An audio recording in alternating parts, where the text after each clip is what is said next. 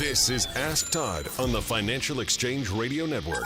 If you have an existing estate plan or are in the market for one, Todd Lutsky is here to answer your questions and help you plan for later life. Ask Todd is presented by Cushing & Dolan, serving Massachusetts and New England for more than 35 years, helping families with estate and tax planning, Medicaid planning, and probate law. Visit CushingDolan.com.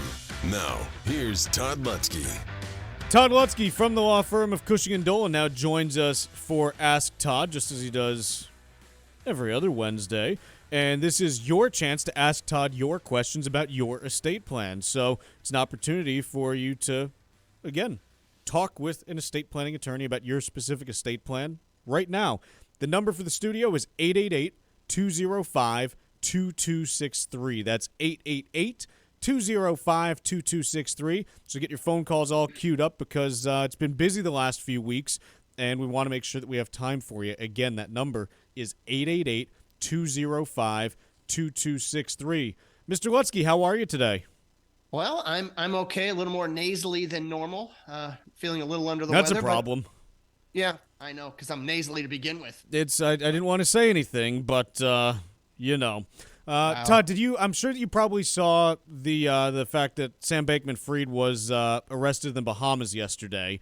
What you probably missed in Law and Order news was the story about the group of pickles that were incarcerated yesterday as well. No, I missed the whole pickle thing. It was a pretty jarring experience. Of course it was. So I'm just filling you in on what else is going on. Todd, let's talk about beneficiary naming as it relates to estate planning. When someone has a retirement account, in what situations, I'm assuming that the normal thing for most people to do is to name their spouse or their children or anyone else if they're not married or have children, anyone else as an individual as their beneficiary. Is that still kind of the norm today? You know, as a general rule, from an estate planning perspective, yes. I mean, the spouse is still, even under the Secure Act, the best person to be the designated beneficiary because the spouse can still continue to take out their required minimum distributions over their lifetime. And so that's better than anyone else. They're like a super beneficiary. Children, on the other hand, can only take it out over 10 years. There's about 4 exceptions to that, but that's the general rule. And so taking money out over 10 years is not as good as taking it out over your lifetime. So I think from a pure estate planning standpoint, that's still the way to go. But I think when you start talking about adding in nursing home protection planning, that's a whole nother arena. So if you're talking about naming the estate of a person as a beneficiary, give us the context for A, how that works, and B, what the benefits are of doing so. So if you're talking about protecting assets from a nursing home, so we leave the pure estate planning world behind and talk about estate tax planning and protecting assets from the nursing home. So if you're in that arena and you're married, then, we don't necessarily name the spouse the primary beneficiary. If we're going to do planning, we would likely set up irrevocable trusts, of course, since they're talking about protecting assets. And then we would add a testamentary trust into their will. If we set the arrangement up that way, and you're over 72 years of age, or at least 72, which is the required beginning date, and there's plenty of us out there that meet these requirements, then you would want to name the estate the beneficiary, even though it sounds like the most scary thing ever. If you do that under the Secure Act, you have no negative no negative minimum distribution requirements because it's just going to come out over the life expectancy of the decedent. So whoever dies, that whatever their life, whatever age they are at that moment in time, that's how much it'll come out to the beneficiary. In this case, the estate, which will flow into the trust, into the testamentary trust. Once it does that, now we get estate tax advantages because it's sheltered for estate taxes. We don't have any negative income tax consequences because it's going to come out over the life expectancy of the decedent. And most importantly, the spouse has access to it and it's immediately protected from the nursing home. At the end of the day, Chuck, the best thing about it is it's finally a way to protect an IRA, giving it a chance at protecting an IRA in advance of going into the nursing home. And that never happened before. Talking with Todd Lutsky from the law firm of Cushing and Dolan. If you have a question for Todd about your estate plan, this is your chance to ask it right live on air. The number here for our studio is 888-205-2263. Next segment, we're going to go right to your calls. So again, that studio number is 888-205-2263. Get those calls all lined up. One last time, it's 888-205-2263. Quick break, and then right to your calls. Ask Todd with Todd Lutsky every Wednesday at 10:30, only here on the Financial Exchange Radio Network. You're listening to Ask Todd with Todd Lutsky on the Financial Exchange Radio Network.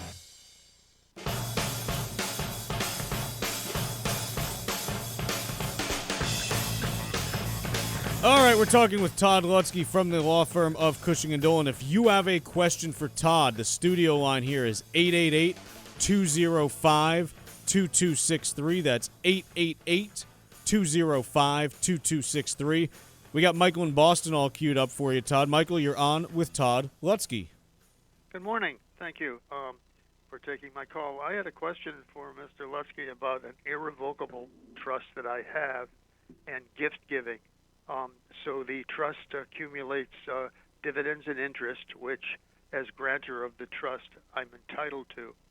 If I want to gift I think it's up to $17,000 a year. I might be wrong on that figure. Can that come from the interest and dividends, or should it come from other sources of principal that I have not in the trust, without being questioned about that should a nursing home intervene? So that's a great question, because it sounds to me like the irrevocable trust you have is not necessarily a gifting trust. There are two different kinds. There's the irrevocable Medicaid trust, which it sounds like what you have. It sounds like the one where you have the right to the income but not the principal. And so the assets in there are not a completed gift to begin with. So they're still considered your assets. And you, as you said, are the grantor of the trust. And for everybody else listening, that means not only is he entitled to the income, the interest, as he mentioned here, but also the income taxes are picked up on his personal return. So, and they're included in his estate. So he hasn't effectively given it away yet, all of which is the right way to go, it sounds like, so far. So that isn't the problem. His question is, now that I have this trust, am I allowed to make a gift from this trust to family members? Is I understand him correctly, to a child, a grandchild. Now, and how best to do it? Now, bear in mind, Mike, that I have not read your trust. I'm going to tell you what a Cushing and Dolan irrevocable trust says. You need to look at yours and see if it has similar language. There should be a paragraph that says, during life, the trustee can make distributions to a class consisting of probably children of all generations. It is what I guess it says, if you have children. If you didn't, folks, and you're out there, it might say nieces and nephews, it might say siblings, etc. So among that group, that's who the gift can be made to. Now, the question is, do I do the income or do I do the principal? I would stay away from the income. The income is yours. That's something you get to live on, you get to enjoy. I'd hang on to that. If it were me, I would try to gift from the principal. Now, assuming the assets have already been in the trust for more than 5 years, any distributions out do not carry a new 5-year waiting period. So you don't have to worry about it.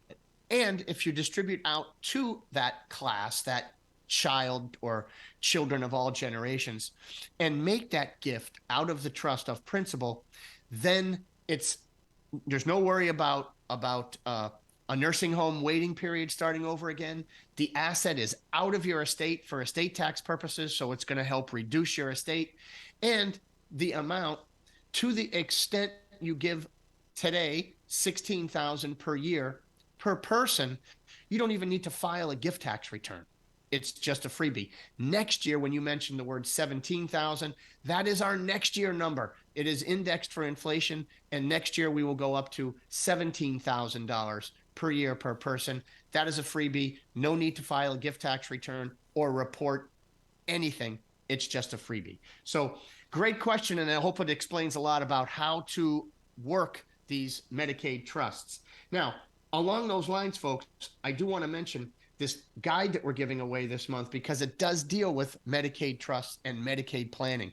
It's really the first time we have the ability to protect an IRA in advance from a nursing home. We could never do that before because of the adverse tax consequences, whether they be income taxes or required minimum distribution issues.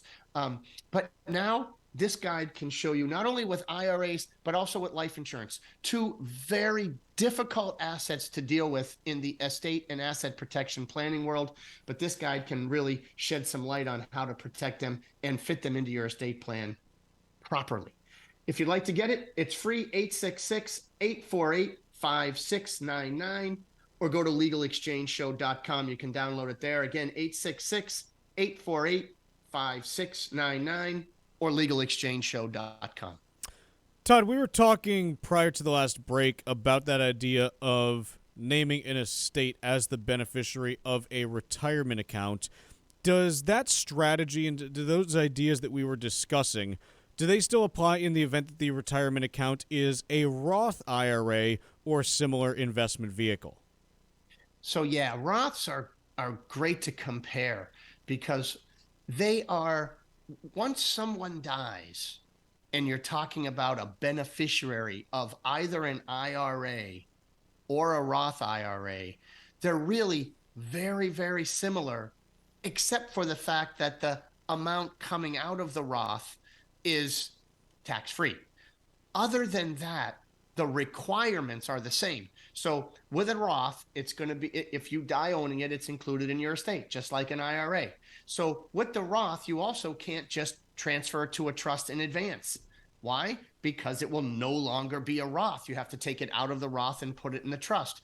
Now, there wouldn't be an income tax burden on that withdrawal, but unfortunately, it's no longer a Roth. So that's not the greatest approach either.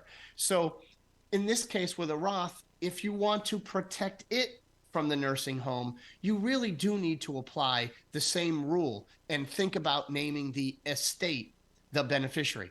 And in that regard, it will still come out, the minimum distributions will still come out over the decedent's life expectancy. The difference is, of course, it's tax-free. And so if you want, I think if there's not a requirement, you might be able to wait the whole 10 years before you, or the whole life expectancy before you take it out.